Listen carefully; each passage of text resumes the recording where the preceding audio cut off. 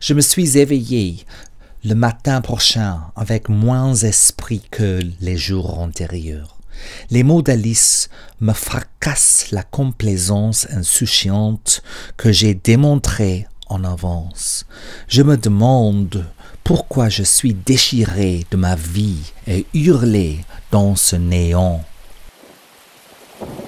La pluie tombe ce jour-là. Cette soirée, un cri de cœur m'éveille. Je me frissonne. Je me lève immédiatement. Je prends la porte presque libérée de ses gonds. En même temps, j'écoute un coup. Ouvrant la porte violemment, je me trouve en face du visage. Je suis désolée d'être incommode, Sai. Nous sommes en face d'un dérangement inattendu. Je m'excuse pour ça et je voudrais pouvoir dire que l'on va bientôt résoudre le problème. Demain, une nouvelle journée arrivera. Cette réponse, inspirée par le cri de cœur, me console et je me retire. L'incident me dérange un peu, même si l'indifférence m'inquiète vaguement. Un matin, le brouillard est épais quand je m'en vais le long du couloir. Un mort-vivant, en revenant, consommer des meubles de l'Antiquité. Plus loin du vestibule, je vois un gentilhomme qui je n'ai pas encore rencontré. Tout de suite, je fais la supposition qu'il est un nouveau visiteur. C'est rare parce qu'il n'y a pas d'invité ici pour longtemps. Le corps mince du nouvel invité s'accorde avec l'élégance visuelle de la chambre. Debout dans le vestibule, il reste immobile. Je crains que votre présence ici est accompagnée par une telle incertitude pour vous. Cette arrivée nous attend, tout le monde. Mais j'espère vous assurer que nous qui se trouvons ici sont tous les âmes douces. Même nos sentiments, je vous assure, sont égaux. Je m'appelle Sai. Vous êtes assurément la bienvenue. Je ne suis pas ici de mon plein gré, mais votre salutation me donne l'espoir que la fortune ne m'échappera pas. Je m'appelle Christophe. Je suis vraiment enchanté de faire votre connaissance. Permettez-moi à déranger votre vie personnelle et demander d'où êtes-vous venu? Je voudrais vous offrir une histoire intéressante, mais ma vie manque de scandale. Mon existence reste humble, sans aucune direction fatale. Alors, j'hésite à ajouter qu'il faut se regarder chez soi, comme les autres âmes qui hantent ces couloirs. Permettez-moi vous montrer notre pied-à-terre. La situation dérangera la plupart des gens qui sont obligés de douter la folie.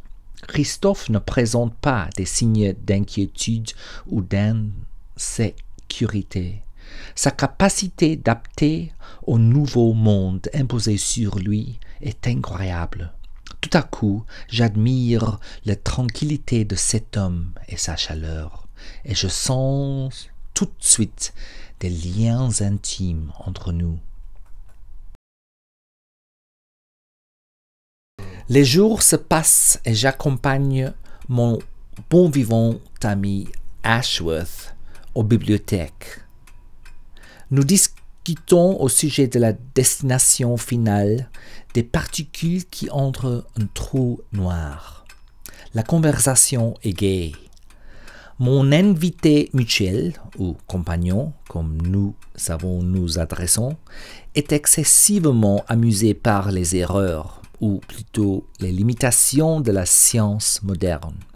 Le fait que personne ne pouvait pas expliquer honnêtement des phénomènes comme ça pousse Ashworth jusqu'au point du paroxysme.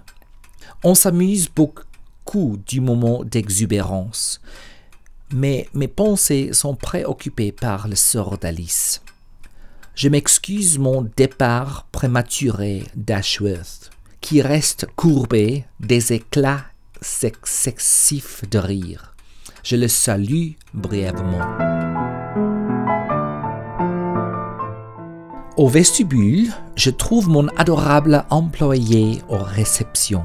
Maintenant, je l'appelle Grace, parce qu'elle refuse constamment à me dire son nom. Debout face en face, je la demande où se trouve Alice. Elle sourit simplement.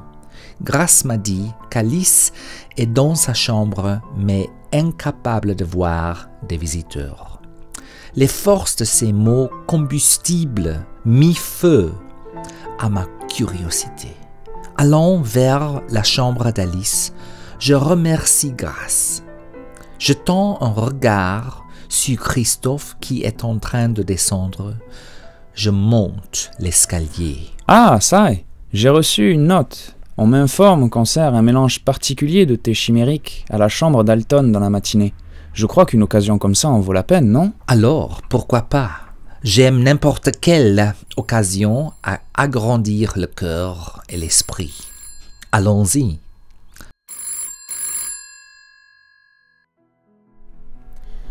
Un jour, ils ne seront plus là.